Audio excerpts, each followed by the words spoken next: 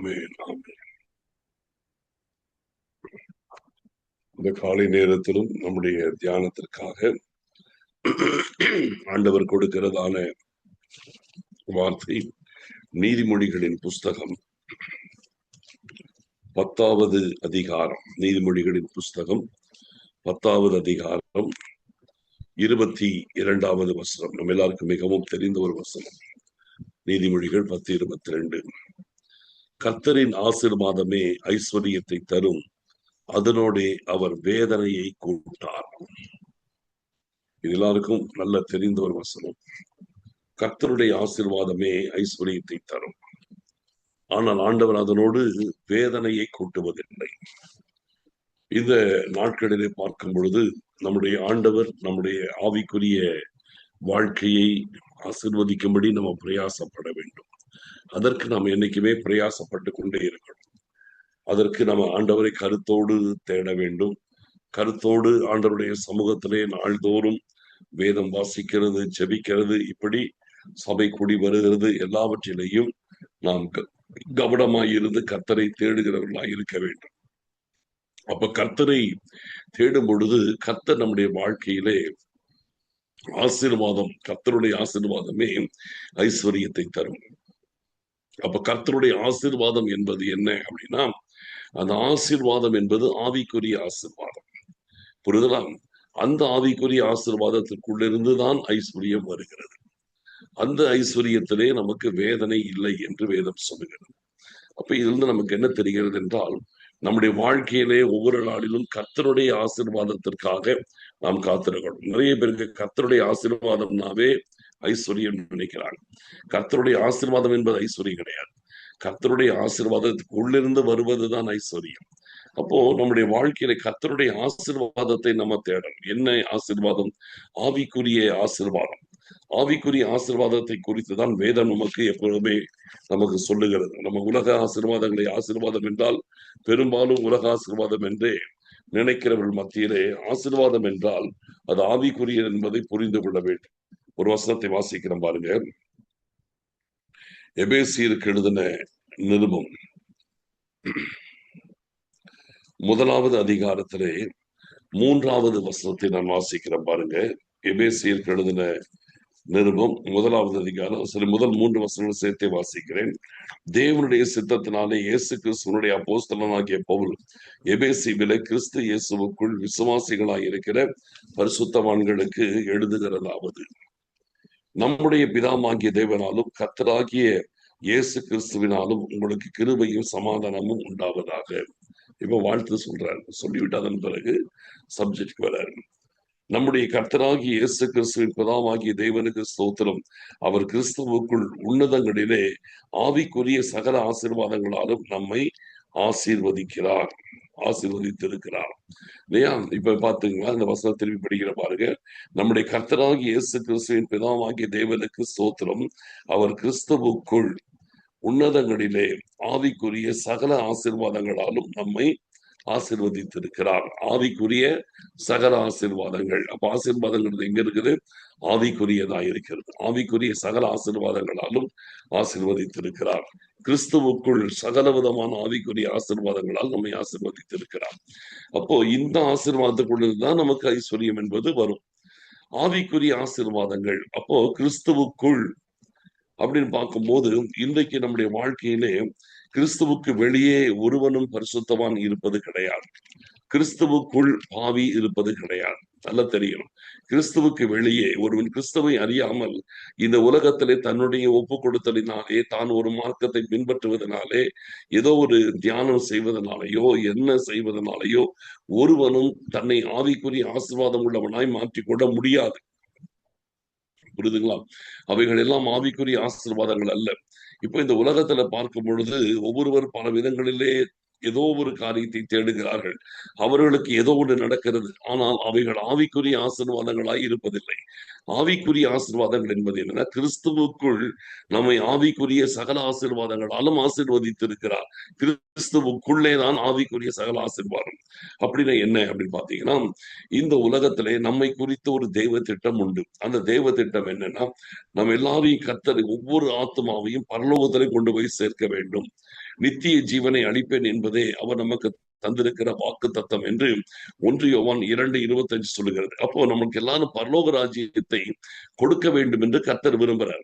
அப்ப அந்த பரலோக ராஜ்யத்தை நமக்கு கொடுப்பதற்காக ஆண்டவர் செய்கிற மிக முக்கியமான காரியம், நம்மை ஆவிக்குரிய சகல ஆசீர்வாதங்களாலும் கிறிஸ்துவுக்குள் நம்மை ஆசீர்வதிக்கிறார். கிறிஸ்துவுக்குள் நம்மை ஆசீர்வதிக்கிறார். நாம் கிறிஸ்துவின் வாழ்க்கைக்குள், அவருடைய தெய்வீக சுபாவங்களுக்குள், அவருடைய தன்மைகளுக்குள் நம்முடைய ஆசீர்வாதம் அதுக்குள்ளதான் அடங்கணும். அதுக்கு வெளியில இருந்த ஆசீர்வாதத்தை அடங்க வரக்கூடாது. கிறிஸ்துவுக்கு வெளியே அப்படின்னு பார்க்கும் பொழுது, கிறிஸ்துவுக்கு வெளியே என்ன இருக்குது? பாவம் தான் இருக்குது. கிறிஸ்துவுக்கு வெளியே என்ன இருக்கிறது? சகல விதமான தவறான காரியங்கள் தான் இருக்கிறது. ஆசீர்வாதத்தை, உலக ஆசீர்வாதத்தை கொடுக்கக்கூடிய எல்லா விதமான துர்ப்பழக்கங்கள் இருக்கிறது.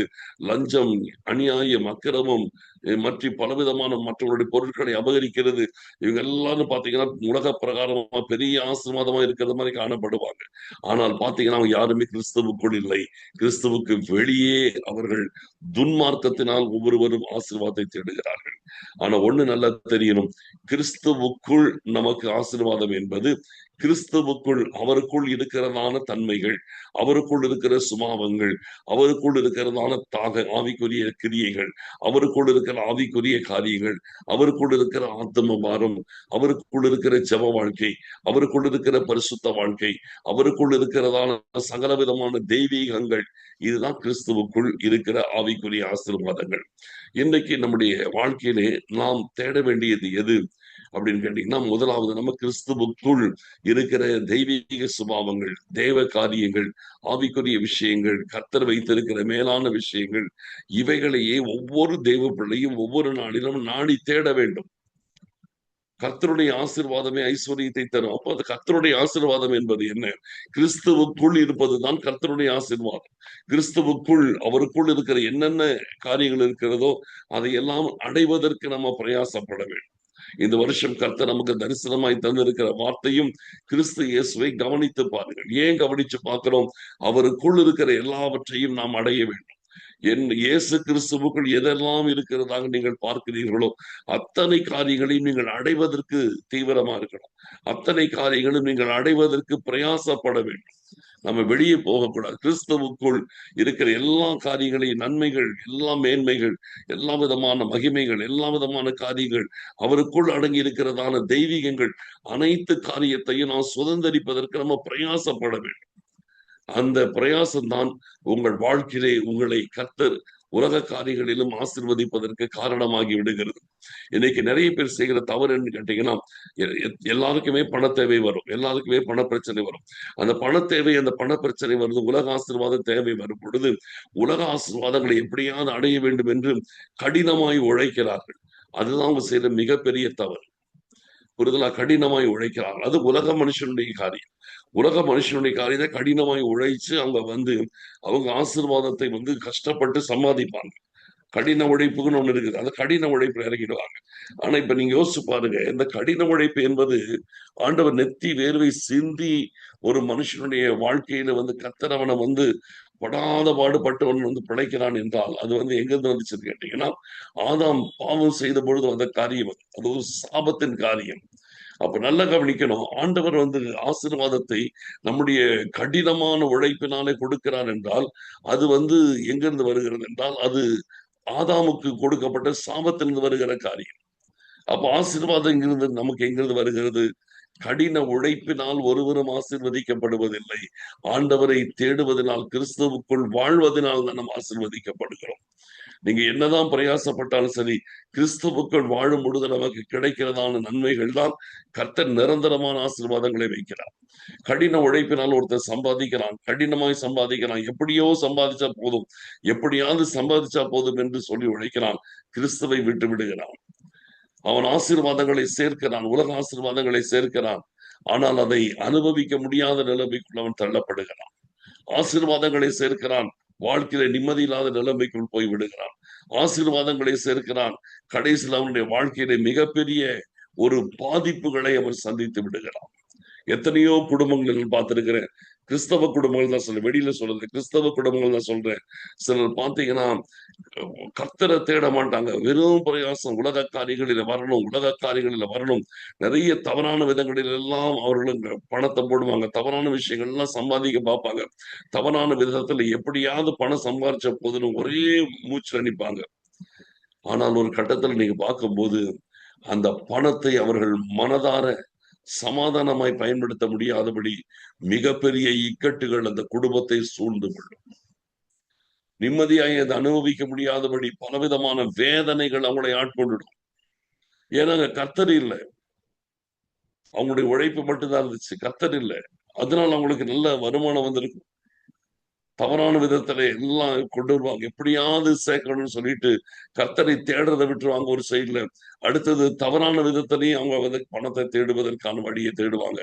கடைசியில பணம் வந்துடும், அவங்க எதிர்பார்த்த பணம் வந்துடும், ஆனால் நிம்மதி போயிடும். ஆண்டவர் அதை அனுபவிப்பதற்குரிய அந்த சமாதானத்தையும் சந்தோஷத்தையும் கர்த்தர் தான் கொடுக்கணும். அதை இழந்துருவாங்க. கடைசியில் அதை எழுதிட்டு நிம்மதி இல்லாத ஒரு வாழ்க்கைக்குள்ள வாழ்வாங்க. எத்தனையோ பேர் அப்படி இருக்கிறாங்க. நல்லா கவனிக்கணும். நம்முடைய வாழ்க்கை என்பது நம்முடைய கர்த்தருக்குள் நம்மை காத்துக் கொள்ள வேண்டும். கர்த்தருக்குள் நம்முடைய ஆவிக்குரிய ஆசீர்வாதங்களை தேட வேண்டும். கர்த்தருடைய ஆசீர்வாதமே ஐஸ்வர்யத்தை தரும். அப்ப அந்த கர்த்தருடைய ஆசீர்வாதம் என்பது இந்த ஆவிக்குரிய காரியங்களை தீவிரமாய் தேடுங்கள். வேதத்தில் சொல்லப்பட்டிருக்கிற தெய்வீக காரியங்களை தீவிரமாய் தேடுங்கள். இயேசு கிறிஸ்துவின் வாயில் வந்ததான உபதேசங்களை தீவிரமாய் தேடுங்கள். நிருபங்களில் எழுதப்பட்டதான வேத சத்தியங்களின்படி வாழ்வதை தீவிரமாய் தேடுங்கள். இதுல கவனம் செலுத்துங்க. இதுல மட்டும் கவனம் செலுத்துங்க. ஆட்டோமேட்டிக்கா சொல்றேன், உங்கள் உலக காரியத்திலும் கர்த்தருடைய மகிமையினால் கிடைக்கிற ஆசீர்வாதம் நிறைவாய் இருக்கும். அந்த ஆசீர்வாதத்தில் உங்களுக்கு வேதனை வராது. நிம்மதியா இருப்பீங்க, சமாதானத்தோடு இருப்பீங்க. ஆண்டவர் உங்களை மன நிறைவோடு உங்களை வாழ வைப்பார். எந்த விதத்திலும் போராட்டம் இல்லாமல் கர்த்தர் உங்களை நேர்த்தியாய் நடத்துவார். அதனால இந்த நாட்களிலே கர்த்தருடைய ஆசீர்வாதமே ஐஸ்வர்யத்தை தரும். அதனுடைய வேதனை கூட்டார். கர்த்தருடைய ஆசீர்வாதம் என்பது உலக காரியம் அல்ல, ஆவிக்குரிய காரியங்களை, கிறிஸ்துவுக்குள் இருக்கிற ஆவிக்குரிய சகல ஆசீர்வாதங்களாலும் நாம் ஆசீர்வதிக்கப்பட வேண்டும். ஆவிக்குரிய ஆசீர்வாதங்களை தேடுங்கள். அந்த ஆசீர்வாதத்தை அடைய ஆரம்பிங்க. அதை செய்ய ஆரம்பிக்கும் பொழுது கர்த்தர் அதனோடு அவர் ஐஸ்வர்யத்தை கொடுக்கிறார். அதனோடு இணைந்து நமக்கு உலக ஐஸ்வர்யத்தை கொடுக்கிறார். அதே நேரத்தில் வேதனை என்பது நம்முடைய வாழ்க்கையில வராமல் கர்த்தர் பாதுகாத்துக் கொள்ளுகிறார்.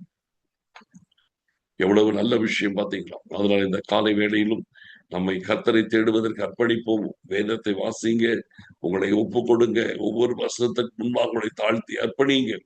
ஆண்டவர் உங்கள் வாழ்க்கையில பெரிய காரியங்களை செய்கிறதை நீங்கள் ஒவ்வொரு நாளிலும் பார்க்க ஆரம்பிப்பீர்கள். ஜெபிக்கலாம். ஸ்தோத்திரிக்கிறோம் ஆண்டவரே, எங்கள் அருமையான பரிசுத்தம் உள்ள பிதாவே, தேவரீர் இந்த நாளிலும் எங்களை கரங்களில் ஒப்புக் கொடுக்கிறோம். தேவரீர் கர்த்தருடைய ஆசீர்வாதமே ஐஸ்வர்யத்தை தரும் என்று சொல்லப்பட்டிருக்கிறது. அதனோடு நீங்க வேதனை கூட்டுவதில்லை. அதற்காக உமக்கு ஸ்தோத்திரம், ஸ்தோத்திரம், ஸ்தோத்திரம் ஆண்டவரே, உமக்கு ஸ்தோத்திரம். ஒவ்வொரு நாளிலும் கிறிஸ்துவுக்குள் சகல ஆசீர்வாதங்களாலும் நாங்கள் ஆசீர்வதிக்கப்பட எங்களுக்கு உதவி செய்யப்பா. தேவரே, எப்படி ஆகியோர் கிறிஸ்துவை ஆண்டவர் கிறிஸ்துவுக்குள் இருக்கிற ஆசீர்வாதங்களை, தெய்வீக காரியங்களை நாங்கள் அனுதினமும் தேடுகிறவர்களாக இருக்க கிருபை செய்ய. அது நிமித்தம் எங்கள் உலக விஷயங்களையும் கர்த்தர் மகிமையாய் காத்துக் கொள்வதற்காய் நடத்துவதற்காக சோத்திரம், சோத்திரம், சோத்திரம் அப்பா, நமக்கு சோத்திரம். தாழ்த்தி அர்ப்பணிக்கிறோம் ஆண்டவரே, நீங்க மகிமைப்படுவதற்காய் சோத்திரம், சோத்திரம், சோத்திரம்.